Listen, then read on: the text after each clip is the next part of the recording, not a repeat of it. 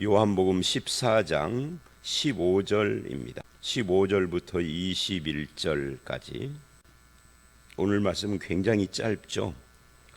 사실은 어제 말씀 1절서부터 24절까지가 하나의 문단이라고 할 수 있습니다. 이제 14절까지를 끊었으니까 15절부터 24절까지가 하나의 내용을 형성하고 있고, 그리고 25절로 31절 이렇게 문단이 나누어진다라고 볼 수가 있겠죠. 근데 이제 늘 말씀을 드리지만 그 분량 문제도 있고, 또 21절까지 끊은 이유는 22절에 가롯인 아닌 유다가 이르되 하고, 이 가롯 유다가 아닌 유다의 질문에 대답하는 내용이 31절까지 쭉 이어지고, 그리고 15장으로도 이어지고 있기 때문에 아마 그렇게 끄는 것 같아요. 그러나 내용으로 보면 이 집 거처 문제로 1절, 2절, 3절 이런 곳에서 우리가 질문이 생겼잖아요. 그 아버지 집이 뭐고 거처가 뭐냐, 그것에 대해서 결론적인 이야기가 23절에 나오기 때문에 내용상으로는 24절까지가 한 문단이라고 말할 수 있습니다. 그래도 오늘 말씀에서도 그 아버지 집과 거처가 뭐냐 하는 것에 대한 대답은 나왔죠. 어제 우리가 쭉 그 이야기를 했습니다. 이 아버지 집이 하우스냐, 그 대부분 많은 기독교인들이나 목회자들이 천국에 가면은 그런 하우스 집이 있어서 그걸 지금도 짓고 있다, 이런 식으로 말하는 사람들이 있어요. 근데 이 말씀을 어디까지 연결을 시키냐면 계시록 21장, 22장 앞부분까지 그 새 예루살렘 성하고 연결을 시킵니다. 근데 계시록도 요한이 쓴 거고 요한복음도 요한이 쓴 겁니다. 저자가 같아요.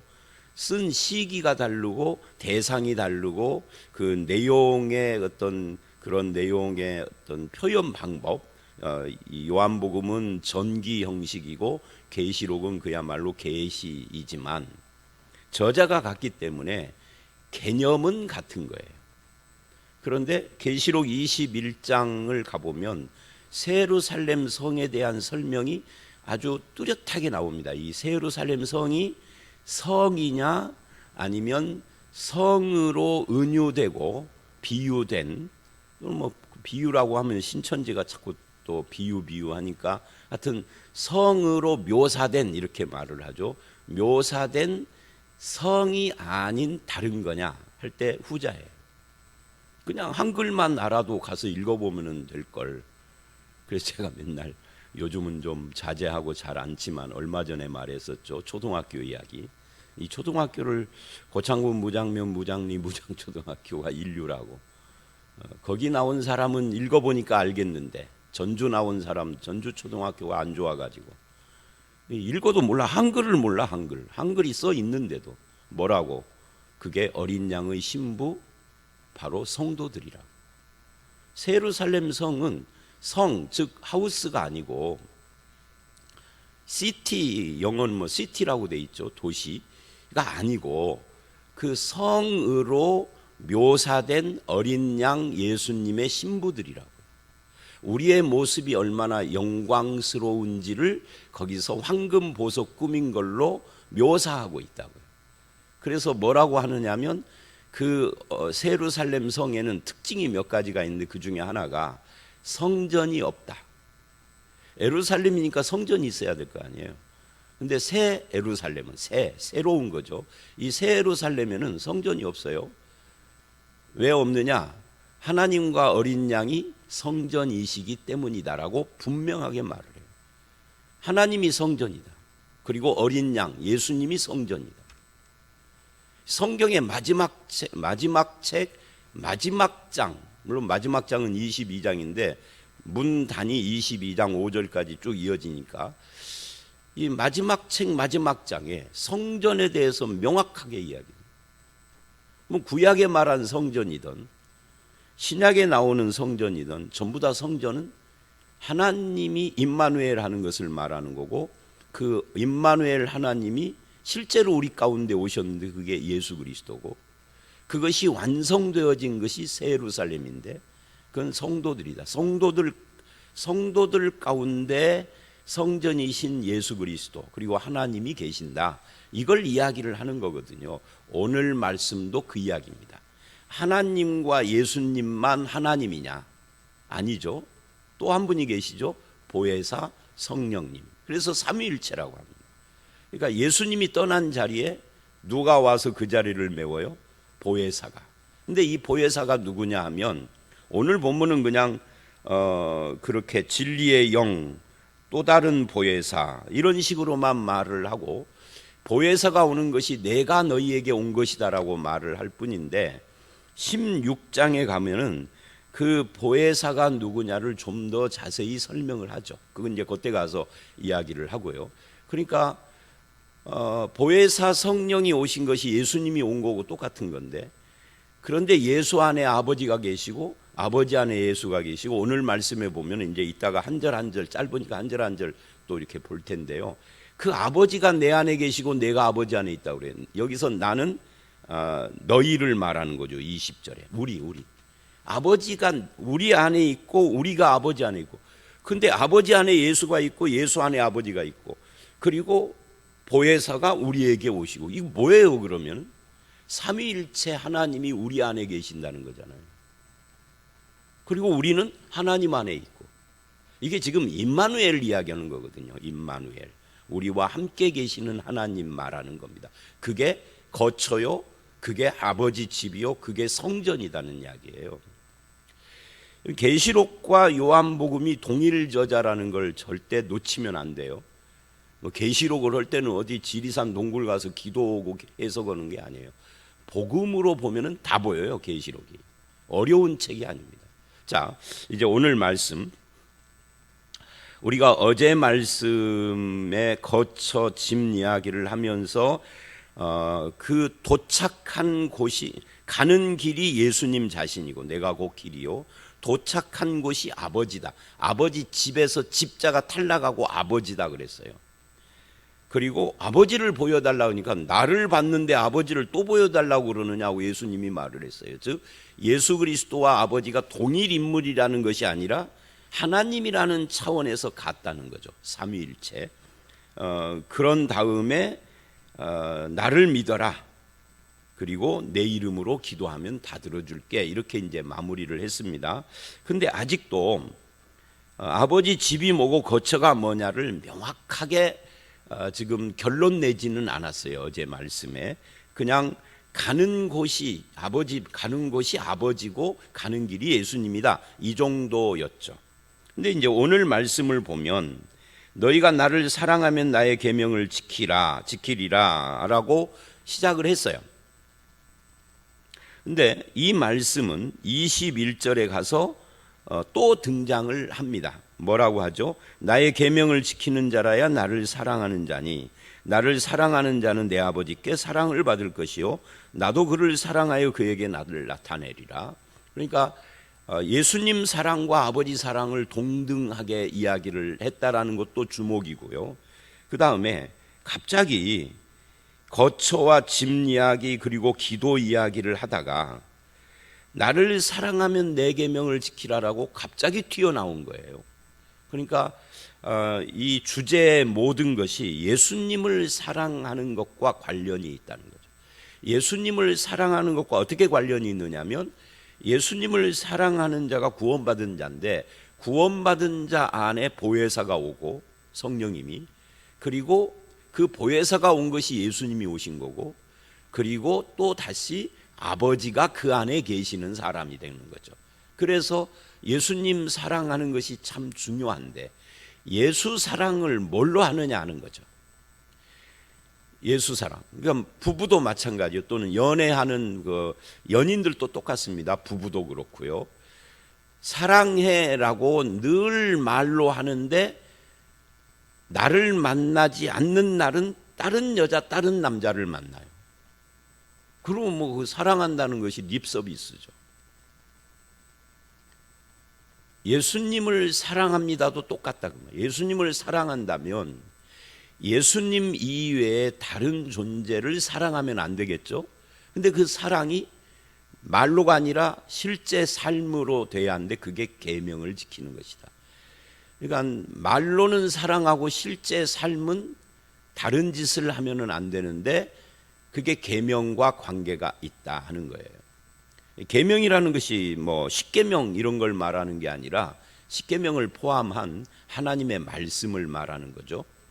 그러니까 하나님을 사랑한다 해놓고 하나님의 말씀과 반대로 살면 그건 사랑이 아닌 거죠.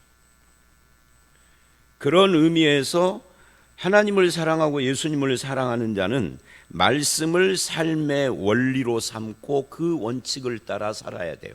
물론 이제 이때 문자에 매일 것이냐 아니면 문자가 말하고 있는 정신을 붙잡을 것이냐는 조금 더 디테일한 부분이 있어요. 후자죠. 문자에 매이는 문자주의를 우리는 율법주의라고 그래요. 그런 것이 아니라 문자가 말하고 있는 정신을 붙잡아야 하는 거죠. 자, 어쨌든 사랑한다면 계명을 지키라. 그리고 계명을 지키는 자가 사랑하는 자니 그러면 어떤 일이 일어나느냐? 계명을 지키면 엄청난 축복을 준다가 아니라 아버지께 사랑받을 것이다. 그리고 나도 사랑할 것이다. 이게 이제 계명 지키는 자에게 주시는 뭐라고 할까요? 보답, 축복. 근데 그것이 사랑하겠다 그 말이에요. 사랑하면 어떤 일이 일어날까요? 그 어떤 일이 일어날 것인가에 대해서는 이 본문이 말하잖아요. 사랑하면 돈 벌게 해줄 것인가, 남들 95살까지 살 때 나는 120살까지 살 것인가, 그런 이야기가 아니죠. 주님이 사랑한다는. 초대교회 성도들은 몇 살에 죽었을까요? 뭐 일률적이지는 않지만 하여튼 순교자가 엄청 많았죠. 순교자가 엄청 많다는 것은 순교하지 않았으면은 20년이고 30년이고 50년이고 더 살 사람이죠. 20대에 순교를 했으면 그 당시 평균 수명이 몇 살인지는 모르겠습니다만은 60대 중반이나 70이라고 볼 때 한 4, 50년을 더 살 걸 단축된 거 아니에요. 주님을 사랑해서 순교했는데 나도 너를 사랑하리라 했는데 어째 20대 때 죽느냐는 거죠. 그러니까 장수의 복을 말한 거 아니라고 이게. 예수 믿은 사람들은 전부 다 아파트 한 10채씩 갖고 있나요? 아직도 남의 집 사는 사람들이 있죠. 예수 믿었는데 사랑한다는데. 그러니까 하나님이 너를 사랑한다, 예수님도 너를 사랑한다 이 말을 왜곡시키면 안 돼요. 그건 돈, 장수, 무슨 명예, 지위 이런 걸 말하는 게 아닙니다. 자, 다시 이제 15절이 그런 이야기입니다. 이 말씀은 오늘 말씀의 결론인 21절과 연결돼서 앞뒤로 싸고 있다. 근데 가운데 있는 16절서부터 20절은 전혀 다른 이야기예요. 그건 원래의 어제 말씀과 연결되는 내용입니다. 어떤 내용이죠? 이렇게 말을 하죠. 내가 아버지께 구하겠으니 16절 그가 또 다른 보혜사를 너희에게 주사 영원토록 너희와 함께 있게 하리니. 자, 이 말씀은 어떤 이야기입니까? 애초에 1절에 너희는 마음에 근심하지 말라, 나를 믿어라, 하나님도 믿어라, 이렇게 이야기를 했어요. 이 근심이 왜 나온 거죠? 예수님이 자꾸만 떠나신다, 돌아가신다라는 말을 하니까 생긴 근심이에요. 그래서 이 본문은 뭘 이야기를 하냐면 내가 너희를 떠나지만 십자가에 죽고 부활 승천해서 눈에 안 보여. 예수님은 육체를 가진 성육신 하신 하나님이죠. 성육신을 해서 육체를 가졌다는 것은 시공간의 제약을 받는다는 거예요. 저와 여러분처럼. 여러분, 우리가 새벽기도 자리에 나와 있기 때문에 여러분의 가정에는 없잖아요, 여러분이. 그러니까 시공간의 제약을 안 받고 육체가 없으면 여기 계시면서 동시에 거기에도 있는 거죠. 시공간의 제약이 없는 거예요. 그런데 예수님은 그런 영이신 하나님이 육체를 입고 오셨기 때문에 예루살렘에 계실 때는 갈릴리에 없고 갈릴리에 계실 때는 예루살렘에 안 계시는 거죠. 그리고 십자가에 죽고 부활 승천하시면 여기 안 계시는 거죠, 예수님이. 그러면 이 제자들은 고아처럼 버려진 거잖아요. 그런 의미에서 나의 자리를 대신할 분이 온다. 그러니 근심하지 말라 이 이야기를 한 거예요. 그러면 1절에서 근심하지 말라고 2절에 내 아버지 집이 거할 곳이 많다 할 때 아버지 집에 거할 곳 많다 거쳐 어쩌고 하신 그 말씀과 보혜사가 오는 것과도 어떤 연관점이 있다 하는 것을 우리가 예상할 수 있어요. 자, 다시요. 16절 보혜사를 주사 그 다음에 이렇게 말을 하죠. 영원토록 너희와 함께 있게 하리라. 왜 이 영원토록 함께 있는다는 말이 왜 나왔을까요? 왜냐하면 예수님은 겨우 제자들을 만나서 3년, 뭐 학자들에 따라서는 3년보다는 약간 뭐 한 1년 또는 몇 개월 더 길다고 하지만 그거야 뭐 3년 보통 우리가 보통 알고 있는 것이 3년이니까 3년. 그리고 성육신 전체를 놓고 보면 33년 뿐인데 나처럼 함께 있다가 훌쩍 가버리는 존재가 아니다. 이 보혜사는 나를 대신하는 이분은 한 번 오면은 절대 떠나지 않는 영원히 함께 있는. 그러면 여러분 성령님은 왔다 갔다 하시는 분이 아닌 거죠. 그죠? 뭐 이런 분들이 있어요. 예수 믿는 사람들 중에 이 성경적으로 제대로 잘 정리가 신앙이 안 된 분들. 근데 신앙은 되게 좋은 척하는 사람들. 목사들의 영향을 받았겠지만 20년 전에 성령 왔다가 지금은 없는 것 이런 것처럼 그래서 또 받아야 하는 것처럼 성령 또 받고 하는 것처럼 제 나이 또래 우리 교단에서 목사가 된 사람들 이제 제 나이 또래라는 것이 애매하기는 한데 저보다 뭐 한 대여섯 살 한 10살서부터 저보다 한 10살 요 사이에 목사 된 사람들이 참 피해를 본 것 중에 하나가 그때 총신신학대학원에 교리를 가르친 분 중에 한 분이 교리를 한 분이 가르치는 게 아니라 뭐 몇 분이 가르치는데 그 중에 한 분이 이 삼위일체나 성령론을 가르친 분이 있는데 차머식이라고 이 사람은 이상한 사람이었어요. 박사는 박사지만 계속 성령님을 또 오시고 그래서 이 교수를 좋아한 사람들이 누굴까요? 순복음이었어요. 그 순복음 여의도 교회 가서 설교도 오고 그러니까 학생들이 반발을 했죠. 이게 장로교 신학 교수냐 순복음이냐 이게. 근데 이 사람이 그러니까 그 전까지는 우리 교단에서 가르치는 것이 단회적으로 오심을 가르쳤는데 단회적 말하자면 오순절에 오신 성령님 이렇게 가르쳤는데 또 오고를 계속 이 수업 시간이 그 한 학기 내내 제가 기억에 남는 건 또 오고 요것만 기억이 남아요. 그것도 그냥 또 오고 저처럼 이렇게 한 게 아니라 또 오고 이런 식으로 해요. 부흥사처럼 박사라는데. 근데 제가 봉천동에 살았는데 이 사람이 봉천동에 교회를 개척해서 하고 있었어요. 2층 교회를.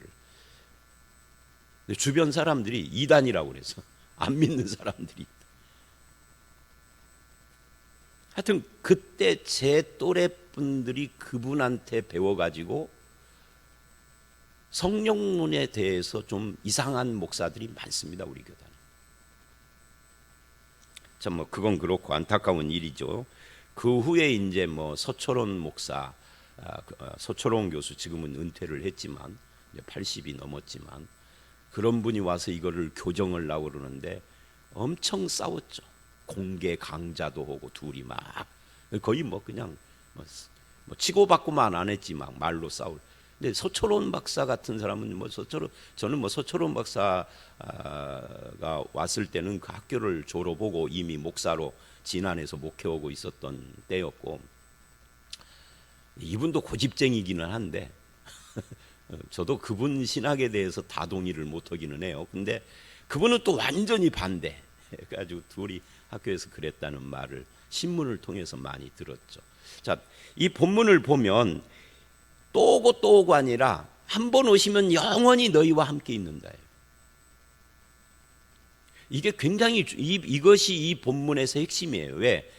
근심으로 시작을 했고 근심의 원인이 예수가 떠나는 것이었기 때문에 그 예수의 자리를 대체하는 보혜사는 영원히 떠나지 않고 함께한다. 이게 강조점이었던 거죠.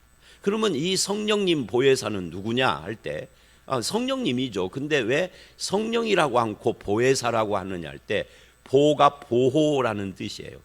해라는 것이 은혜잖아요. 사는 가르친다거든요.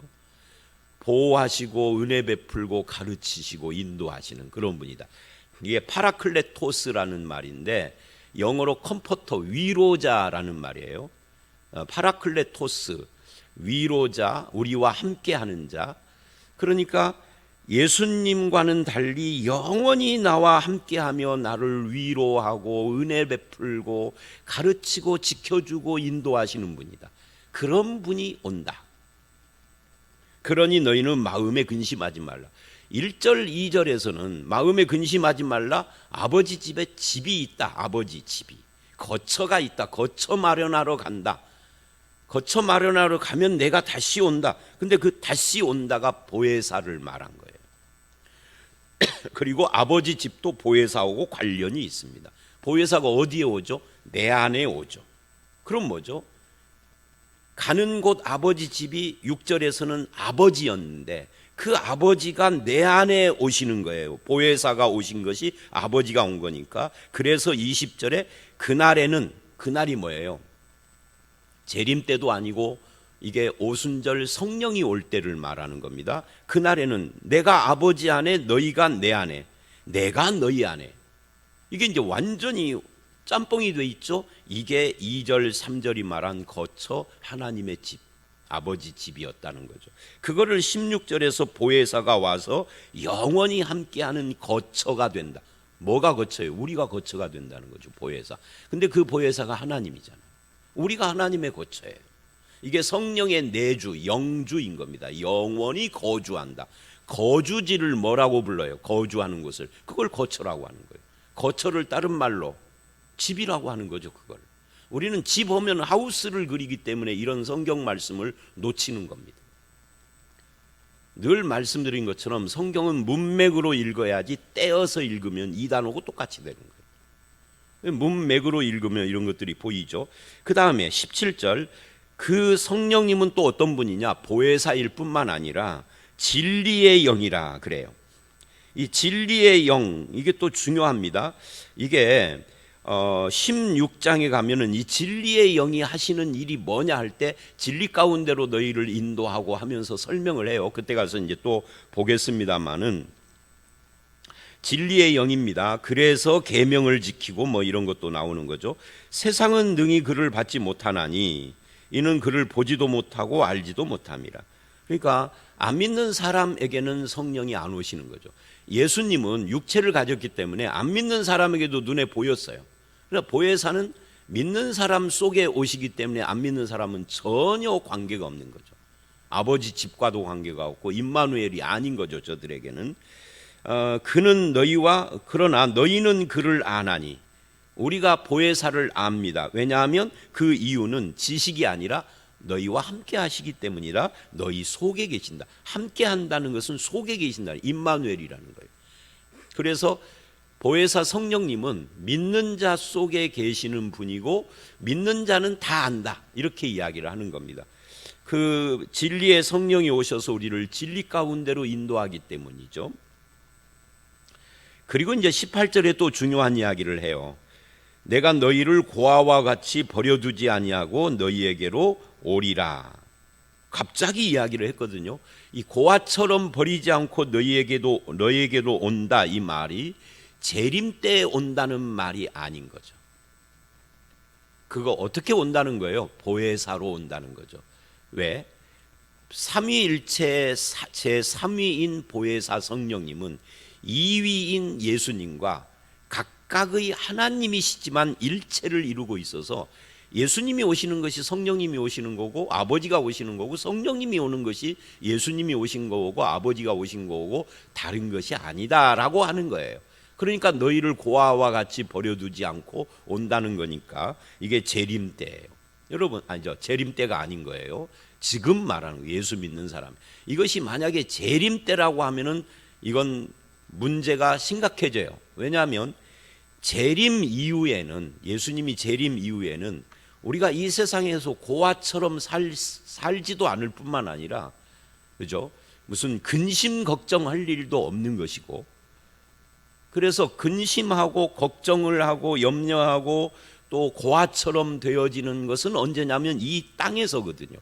그런데 고아처럼 버려두지 않는 일이 있다, 이렇게 말하기 때문에 이건 재림이 절대 아닌 거죠. 그래서 3절에 거처를 예비하면 다시 너희에게로 내가 오겠다, 예수님이 오겠다 한 것과 이 17절 18절 말씀은 연결이 된 거예요. 그러면 3절을 해석할 때도 거처를 예비하면 내가 온다 할 때 이 거처가 뭐냐 하는 것이 또 여기서도 해석이 또 되는 거죠. 아, 집이 아니었구나라고. 자, 보혜사가 온 것이 예수님이 오신 것입니다. 그러면 성령님은 우리 안에, 예수 믿는 사람 안에 와서 영원히 안 떠나고 있는데, 성령님이 나와 함께하는 것을 예수님이 함께하는 것과 같은 것으로 우리는 받아들여야 하고, 그것은 20절에 아버지도 나와 함께하는 것으로 그렇게 받아들이고 이해해야 하는 겁니다. 자, 19절 조금 있으면 세상은 나를 보지 못할 것이로되, 이 세상은 안 믿는 사람들을 말하는 겁니다. 나를 보지 못한다가 뭐예요? 십자가에 죽고 무덤에 묻혔다가 3일 만에 부활 승천하셔서 이제 세상을 떠나시니까 못 보는 거죠. 그런데 너희는 나를 보리니, 우리가 죽는다는 거예요? 아니죠. 우리가 죽어서 천국 가가지고 예수 본다, 그 이야기가 아니죠. 이는 내가 살아있고 부활 승천하셔서 너희도 살아있겠습니다. 나도 살고 너희도 살아있다. 뭐가 산다는 거예요? 육체가 아닌 거죠. 지금 예수님이 살아있다는 것은 물론 몸이 부활은 하셨지만 그 몸은 우리의 이 몸과는 다른 겁니다. 부활한 몸을 말하는 거예요. 우리도 살았다라는 것은 바로 그런 차원에서 영적으로 살았다는 이야기입니다. 그리고 그 안에 성령님이 계시고, 자, 그래서 계속 제가 언급을 했던 20절까지 도착을 했어요. 그래서 19절의 이야기는 요한복음의 주제인 영생, 중생 이런 것이 성령의 내주하고 어떤 연관점을 가지고 있음을 밝혀준 겁니다. 그러니까 이제 이렇게 묻는 거죠. 여러분 예수 믿습니까? 아멘. 예수 믿는다면 영생을 얻으셨습니까? 아멘. 그래야 되는 거예요. 믿는 자에게 영생이 있다, 이미 있다. 이게 요한복음의 주장이거든요. 이제 17장에서 그 이야기를 합니다만은, 그러면 영생을 가진 자가 곧 거듭난 자입니다. 이게 3장 16절 하나님이 세상을 이처럼 사랑하사, 그 이야기가 왜 나왔느냐면 거듭남이 뭐냐라고 하는 니고데모의 질문 때문에 나온 거예요. 그런데 그 질문에 대한 대답이 바로 하나님이 세상을 이처럼 사랑하사 독생자를 주셨으니, 그러니까 독생자 예수를 믿는 자가 거듭난 자라는 거거든요. 그러니까 다시 여러분 예수 믿습니까? 아멘을 하면 그러면 영생을 얻은 것이고 중생한 건데, 이 중생을 누가 시키느냐면 예수님이 하는 것이 아니라 성령께서 하시는 것, 거듭남. 그렇다면 성령이 내주하는 것을 말해요. 자, 그렇다면 믿는 자는 이미 성령이 내주한 거고, 성령이 내주한 자는 하나님의 생명인 영생을 가지고 있는 거고, 그는 거듭난 새로운 피조물인 겁니다. 이게 다 똑같은 개념인 거예요. 그러면 거듭나기 위하여서 무엇을 따로 할 것이 아닙니다. 성령 받기 위하여서 어디 가서 또 무엇을 해야 하는 것이 아닙니다. 그리고 그분은 영원히 내 안에 있기 때문에 20년 전에 성령 받았는데 지금은 없으니 또 받는 거 아닙니다. 그렇게 말하는 사람들은 다 비성경적인 거예요. 그리고 이제 20절, 그날에는 내가 아버지 안에 너희가 내 안에 내가 너희 안에 있는 것을 너희가 알리라. 알아라가 아니라 안다. 이건 자동적으로 아는 거죠. 믿는 자는. 아, 하나님이 나와 함께 하는구나, 예수님이 나와 함께 하는구나, 이걸 알리라예요. 그리고 처음에 설명했던 21절로 마무리를 했습니다. 그렇게 예수 그리스도, 하나님 아버지, 성령님이 우리와 함께하게 된 그 영생 얻은 거듭난 성령의 내주한 그런 사람은 어떤 삶을 사느냐? 예수님을 사랑하는데 그것은 입으로 사랑하는 게 아니라 계명을 지키는 것이다. 그러면 무슨 일이 일어나느냐? 아버지와 예수님의 사랑받을 것이다. 그렇게 결론을 내렸어요. 자, 오늘 말씀 짧지만 설명할 것이 굉장히 많았죠. 결론을 이렇게 내리겠습니다. 이걸 다시 다 말할 수는 없으니까 예수 믿는 사람 속에 보혜사 성령님이 와 계시는 겁니다. 그리고 우리는 고아와 같은 자들이 아닙니다. 고아와 같은 마음으로 살지 않고 성령의 내주하심을 믿고 하나님 아버지와 예수 그리스도가 나와 함께한다 하는 믿음을 가지고 뭐를 해야 돼요? 예수 사랑하고 계명을 지키는 삶을 살아가는 저와 여러분들이 다 되시기를 주의 이름으로 축원합니다. 함께 기도하겠습니다. 하나님, 근심하지 말라라는 말씀으로 시작을 하여서 내가 너희를 고아처럼 버려두지 않고 다시 오겠다라는 말씀을 하시면서 예수의 자리를 대신하실 보혜사 성령님, 진리의 영이신 성령님이 우리 속에 영원토록 함께 하실 것을 말씀하셨습니다. 이제 떠나지 않고 나와 함께 영원히 거하시는 보혜사 성령으로 말미암아 늘 위로받게 하시고 주님이 함께 하심으로 그분을 사랑하듯 우리가 그분의 계명을 지키며 살아가는 그런 성도가 되게 하여 주시옵소서. 아버지 하나님, 우리가 이 세상을 살아갈 때 어디서도 인간적으로는 위로를 못 받을지라도 보혜사 성령 우리의 위로자가 늘 우리와 함께 하시니 거기서 위로가 있게 하시고 그 성령님과 동행하는 삶을 살아갈 때 우리의 삶에 풍성한 하나님의 은혜의 열매가 나타나도록 주님 역사해 주시옵소서. 예수님 이름으로 기도드려 싸움나이다. 아멘.